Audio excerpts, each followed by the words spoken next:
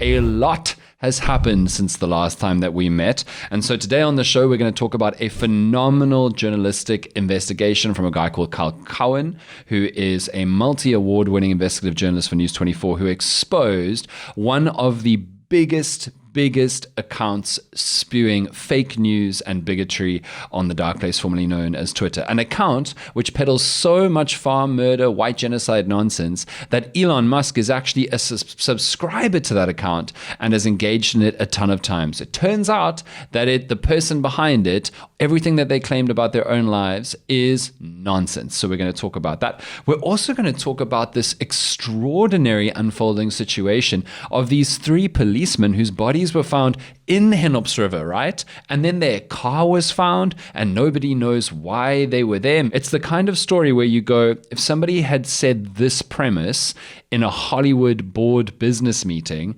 that project would have been greenlit. 100% Netflix would have been like, yes, 3 constables are traveling to another part of the country on assignment and then mysteriously go missing and their bodies are found in a river. And then separately, the car they were traveling in was also found in that river. Sounds like something is amiss. And finally, we're just going to talk about politicians absolutely full of nonsense. Because since the last time we had a show of the Quarter Report, the court confirmed that the VAT increase was not going to go through. The court thwarted it. And all of these politicians have been trying to spin as though actually they stopped it. And it's exhausting. And Eric's blood pressure has been up for 5 to 6 days, even though he had a holiday. And so we're going to get through all of that. Okay.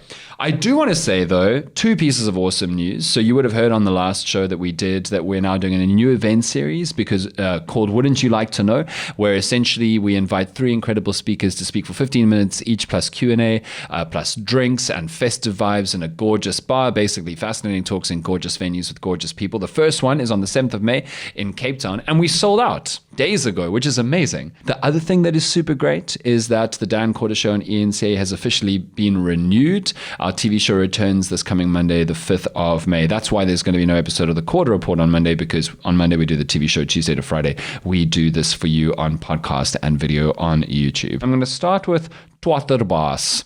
That is the name of the account on X, the dark place formerly known as Twitter. It's got hundreds of thousands of followers, and it has been a key vector for misinformation and bigotry. It's been full of explicitly racist posts over the years. It has spread rampant I'm just going to say disinformation because it's clearly intentional, disinformation about alleged farm murders in South Africa and the alleged pandemic around farm murders.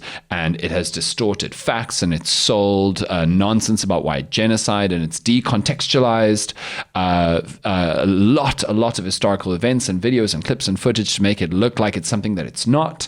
And this Twatterbaas person has been an anonymous person, an anonymous account that has consistently claimed that they are a farmer somewhere in South Africa, and they have a farm, and that farm is operational, and that farm is being hammered along with other farmers in this community by threats of violence, by discrimination from government, and by the alleged ever-present danger of black South Africans out to kill white farmers and white people in general.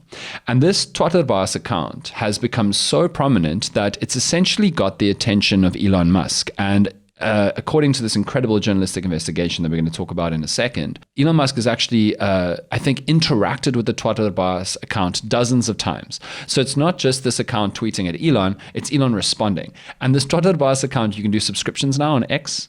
And this Twatterbaas account only has 2 subscribers, and one of them is Elon Musk. So an absolutely key vector of disinformation to somebody who's used his power and influence over the American government to make the American government believe that all kinds of evil, racist chicanery is happening towards white farmers and white South Africans and Afrikaners and Boers in South Africa. Well, News 24 has an investigative journalist who is a multi-award-winning investigative journalist. He does phenomenal work. His name is Carl Cowan. And Carl Cowan led an investigation that News 24 published earlier this week called Ex-Boer Unmasked at Twatterbaas. It's a really, really phenomenal piece of journalism. And we are so lucky in this country, so lucky to have phenomenal investigative journalists who do the work. So they exposed who Twatterbaas is. It's a guy called Sebastian Jooste, a 46-year-old former farmer who for the past year has pretended to still be a farmer while running a 4-star guest house in Gordons Bay near Cape Town. So that's what they've done. The full story is that Twatterbaas runs the guest house for his parents who own the guest house. It seems like his parents are also the people who owned the farm that he lived on. So he's not, I mean, he could have done some of the farming, but he's not owned a farm himself, despite consistently claiming on his Twitter account that he does. He lives in Gordons Bay, which for those of you who don't know is a pretty normal seaside, largely touristy town near Cape Town in the Western Cape. And more than that, this investigation has managed to get the receipts on tons and tons and tons of bigoted posts, not just disinformation, explicitly racist posts using explicitly racist language that Twatterbaas has used in the past, even though in the last few weeks, as Sebastian Jooste, as I think we should call him now, Jooste he realized that he was in trouble in an investigation and he deleted hundreds and hundreds of posts. But as we've known from the likes of Ronaldo Ghost, the internet very rarely forgets. And Kyle Cowan, along with his team at News 24, managed to keep tons of the receipts and still has them for us, as well as explicit posts of disinformation. So, let's call it what it is. Explicit posts of lies about his farm and alleged pictures of his farm that he does not have, of the farming that he does not do.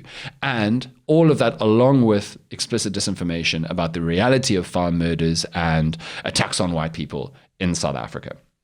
An absolutely extraordinary and comprehensive and frankly brilliant expose from Kyle Cowan from News 24. It's really something to read, and I encourage you to go and read it yourself.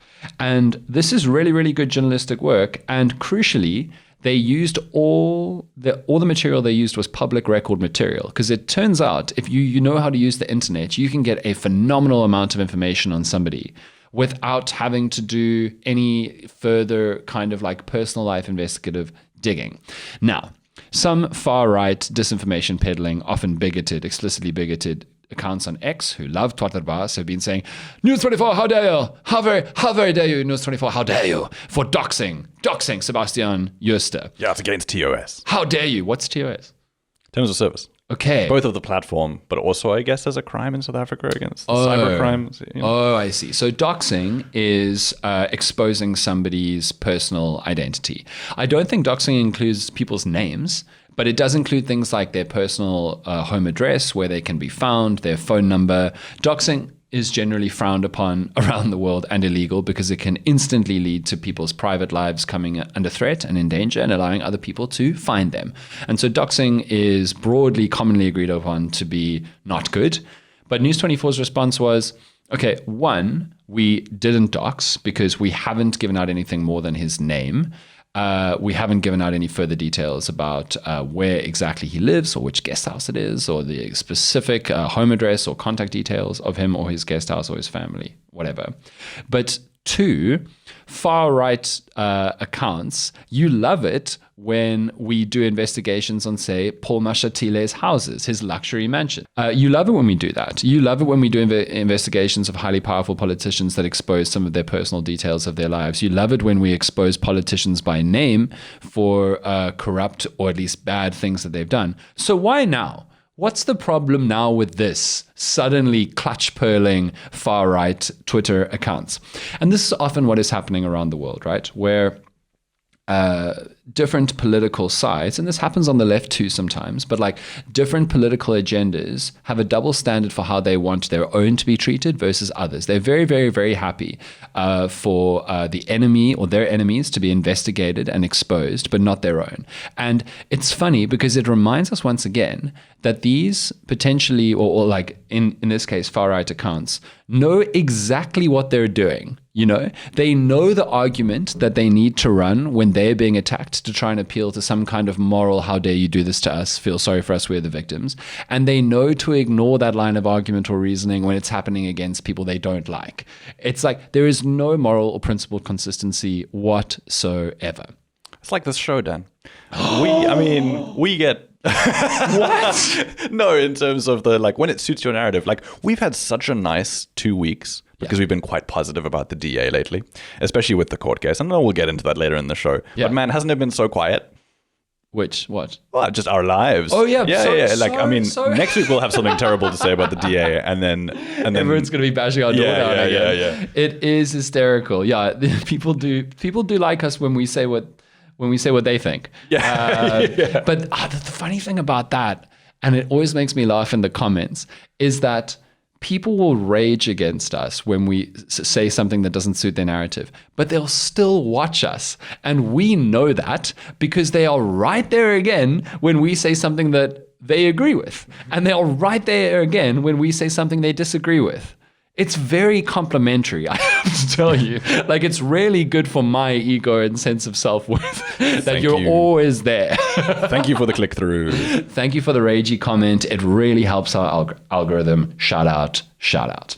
Okay, so I do want to pull up one very specific example of some extremely amusing source that happened on the dark place, formerly known as Twitter, about this Twatterbaas story. Okay.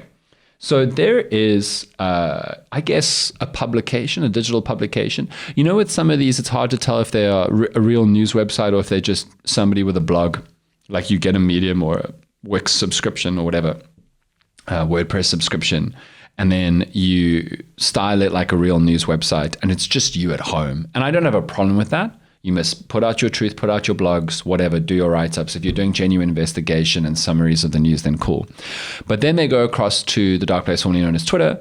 They buy a blue tick and they start masquerading as a big news organization with lots of employees and a lot of street cred.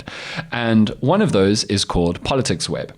And Politics Web tweeted, "Thank you at News24 exposure of at Twatterbaas' identity and the target they placed on him, literally." So this Politics Web is now running the argument that News24 is really screwed up by putting this person, Sebastian Jooste, in danger and exposing him.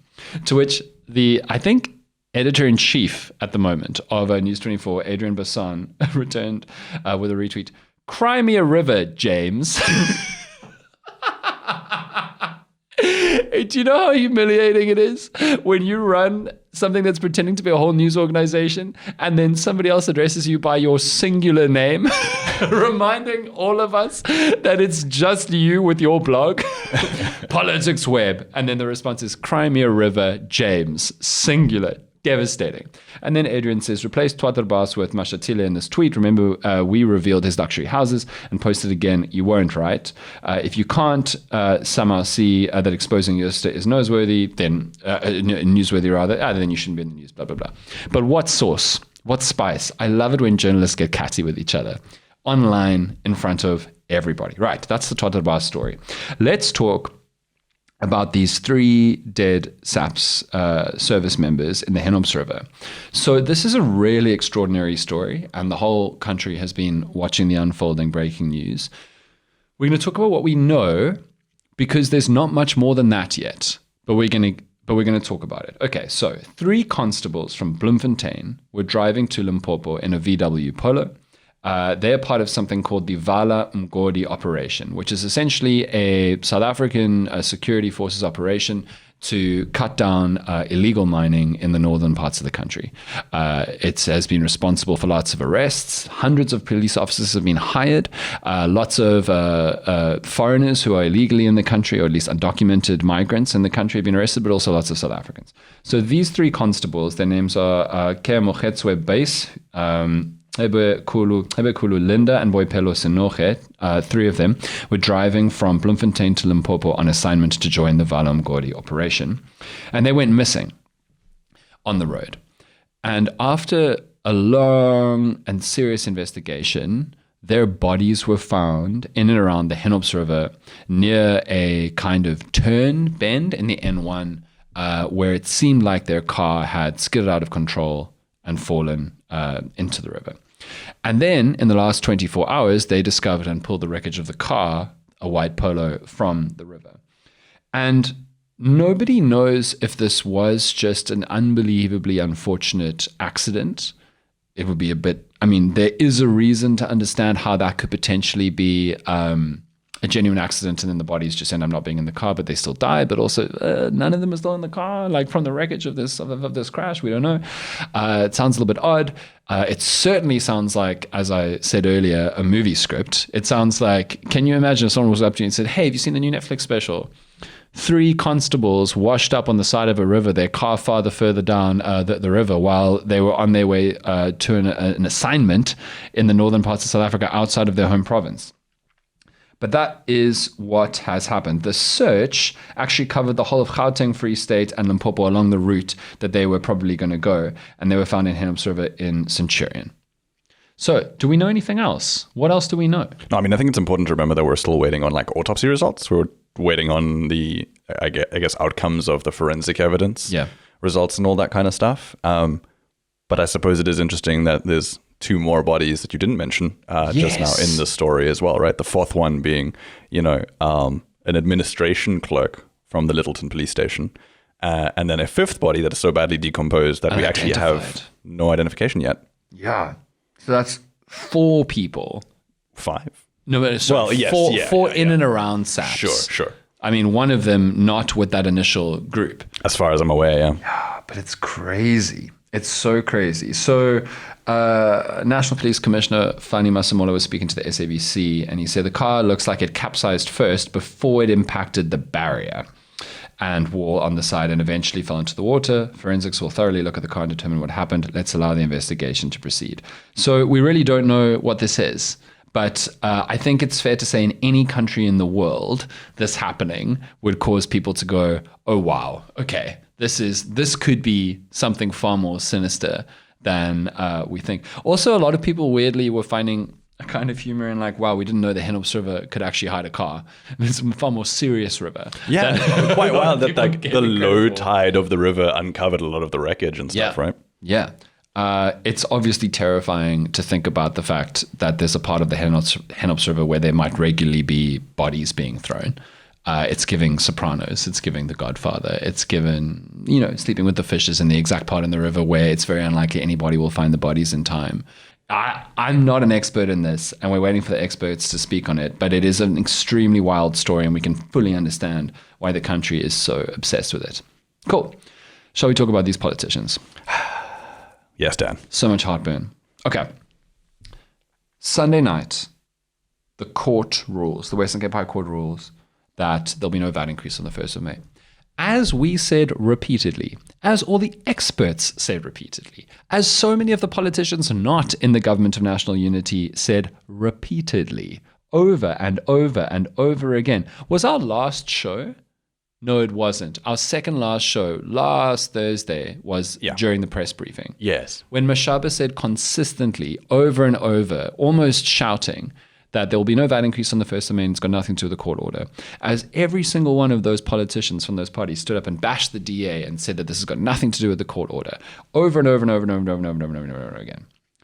In the pronouncement from the court and then from the finance department, they made it explicit. They literally said that the court order had a significant role to play in this situation. They literally said that. The Parliament of South Africa literally released a statement saying, since the withdrawal of the VAT increase, the minister tabled the rates and monetary amounts and amendment of review laws bill to give legal effect to the decision to maintain the VAT rate at 15%.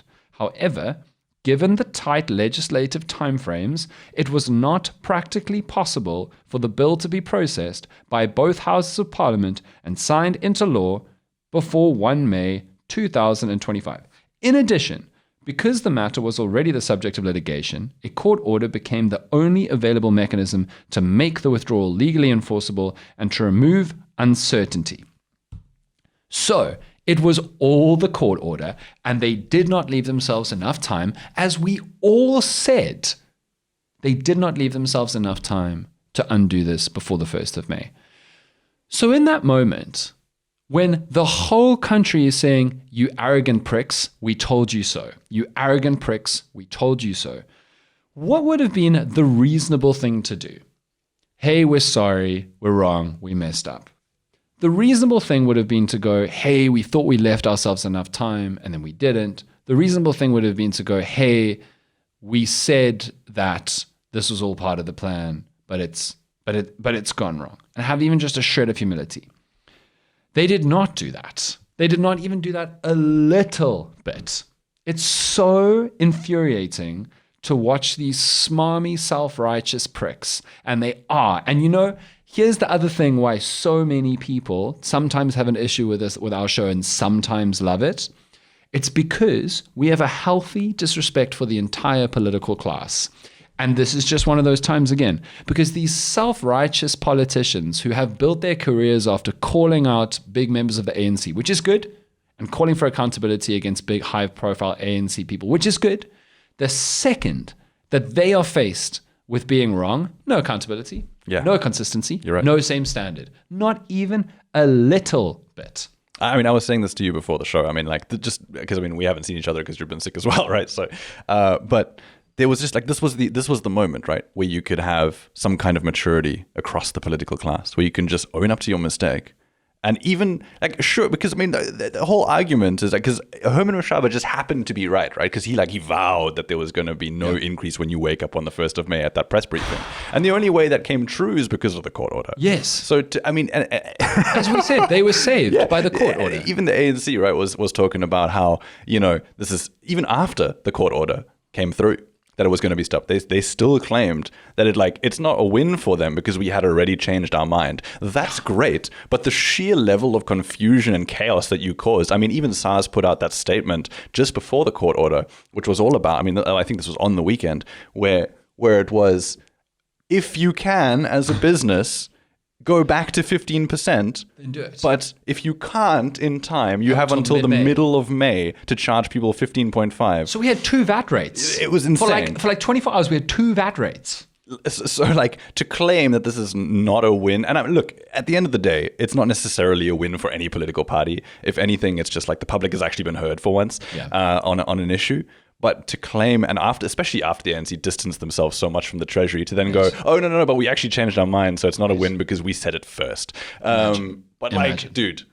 It's so galling because they said that this has been 30 days of talks to get to a really, really good resolution, and we all agree that there'll be no VAT increase. Well, if you knew anything about your own jobs, and if that was true, you wouldn't have waited until it was too late to undo the VAT increase. And then you wouldn't have gone after experts and journalists who were pointing out the truth. Musi Maimane demanded from Clement Manyatela, seasoned, respected, top-tier journalist and broadcaster, demanded an apology from him after that press briefing last week. Because Clement, in an interview with Musi, had said, but you're not going to have time, you're not going to have time, you're not going to have time. He demanded that Clement Manyatela apologize to him, only for Clement to be proven absolutely right. Did Musi apologize to Clement for that outrageous demand or the treatment of Clement online? No, he did not. No, the only thing they've been doing is going after the DA about the whole Cape Town tariff thing. Which we're going to talk about next week on the show. But like Musi Maimane, on the night when the court had released its court order, the only thing he posted was a picture of himself in a Liverpool shirt because he's a Liverpool fan and they won the league. That's fine content. If you hadn't been so loud and shouty on X for weeks on end, attacking experts for saying that you were screwing something up, now you're on X, you're seeing all the posts, you're seeing all the tags, you're seeing yourself being called out, and all you do is post "You Never Walk Alone." Come on. Come on. How will I ever take any critique of and calling for accountability again? Then there's Herman Mashaba. And honestly, do you know what Action SA is doing now? They are running Twitter ads. Yeah. They're running Twitter ads. Do you know what the Twitter ads say? The Twitter ads say, there was no VAT increase on the 1st of May. Action SA promised there would be no VAT increase. And then a bunch about how Action SA delivers. Conveniently leaving out the fact that there was nearly a VAT increase because of Action SA supporting the fiscal framework. It's mad. Then there was nearly a VAT increase because they couldn't undo that in time, and Action SA discovered that actually they've got no leverage over the ANC. The ANC only changed its mind at the last minute because of the court order and ANC internal politics. And to GNU people who say, oh no, it was actually the pressure from the smaller political parties, again, if that was the case, why did the pressure only tell last week? last week Thursday, when it was too late. If you genuinely had any influence over the ANC's decision making, do you know when you would have got that done? That undo of the VAT increase in time to stop the VAT increase. And so now Action SA is running Twitter ads claiming victory, but conveniently leaving out that they were only saved by the DAEFF court order. Yeah. And it's like, that level of political opportunism, that lying, that trying to gaslight a whole country when you have built your career off of calling out the also terrible ANC and DA for all of their corruption and all of their bad governance, which, as I said, is fine. That's good. People should be called out. And then to just continue to double down on your lie from your failure, your lie from your disinformation, your lie from your attempt to gaslight and mislead the country, and to call out and drag experts. Like, where is shame? Where is shame? Where is shame? Where is it gone?